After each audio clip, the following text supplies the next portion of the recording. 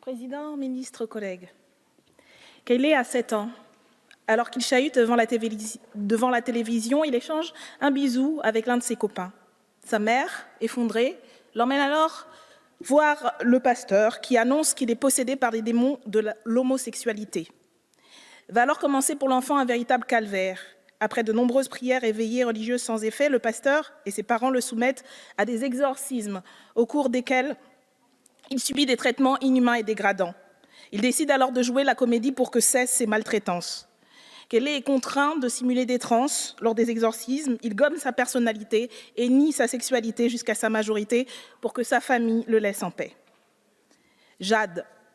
J'ai survécu à presque 4 ans de thérapie de conversion entre mes 8 ans et mes 12 ans. J'ai mis presque 20 ans à me reconstruire avant d'oser être moi-même. Les thérapies de conversion sont des pratiques abusives et cruelles. Laissez-nous exister. Alex. Parce que nous ne sommes pas une idéologie, nous sommes des êtres humains. Parce que nous sommes qui nous sommes, dans notre diversité de genre ou d'orientation sexuelle, et que nous sommes des millions. Parce qu'il n'y a rien à guérir. L'association Accept Testé. Nous ne sommes pas malades, et il n'y a rien à guérir.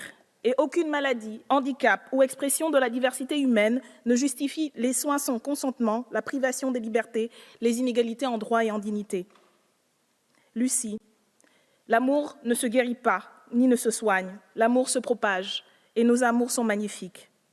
Mélanie, être soi-même ne se guérit pas, ça se célèbre. La proposition de loi dont nous débattons aujourd'hui entend lutter contre le développement des pratiques visant à réprimer et modifier l'orientation sexuelle et l'identité des genres d'une personne.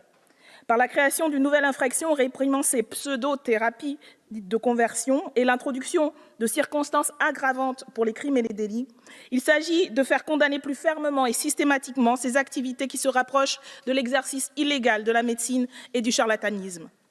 Plus symboliquement, ce texte s'adresse à l'ensemble de la société pour affirmer, comme l'ont rappelé il y a quelques jours encore sur un réseau social, des centaines de personnes concernées, qu'il n'y a rien à guérir. L'homosexualité n'est pas une maladie, comme l'a reconnu la France en 1982 et l'Organisation mondiale de la santé le 17 mai 1990. La transidentité n'est pas une maladie, ça a mis du temps, trop longtemps, mais la France l'a reconnu ce fait en 2010 et l'OMS en 2018. Il n'y a rien à guérir, car la sexualité et l'identité de genre ne sont pas des problèmes ou des pathologies, mais relèvent du fort intérieur de chacun et chacune, dans lequel aucune autorité légale ou morale n'est en droit de s'immiscer. Voilà pourquoi cette proposition de loi était urgente et nécessaire, qu'elle est bienvenue. Il est plus que temps de mettre un terme à toutes les pratiques et les comportements qui tendraient à faire croire le contraire. Notre groupe, en la personne de Bastien Lachaud, co-rapporteur de la mission d'information, a activement participé à ce que ce texte, en faveur duquel nous voterons, voit le jour. Et nous saluons bien évidemment l'engagement de notre collègue Laurence Van Sennebroek, rapporteur du texte. Raison pour laquelle, d'ailleurs, nous regrettons, avec d'autres, quelque peu les circonstances de ce débat et ses manques. Ainsi, dans une tribune parise en septembre dernier, l'association HES LGBTI dénonçait ainsi, je cite, « un art de gouverner avec des infoltures, à l'hier du clientélisme électoral, de la triangulation politique et du monument, 7 mois avant l'élection présidentielle ». Surtout, sur le fond, nous pensons qu'il faut aller plus loin que la répression des comportements définis dans la présente loi.